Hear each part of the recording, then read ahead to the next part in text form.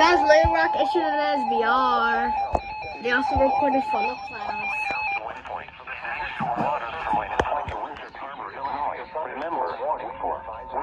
Yeah, we got an SBR. Let's go. Southeastern White County and central Arkansas until 11:45 p.m. At 11 p.m., a severe thunderstorm was located over West Point, or 7 miles east of Searcy, moving east at 40 miles per hour. Hazard, 60 miles per hour wind gusts and quarter-size hail. Source, radar indicated. Impact, hail damage to vehicles is expected. Expect wind damage to roofs.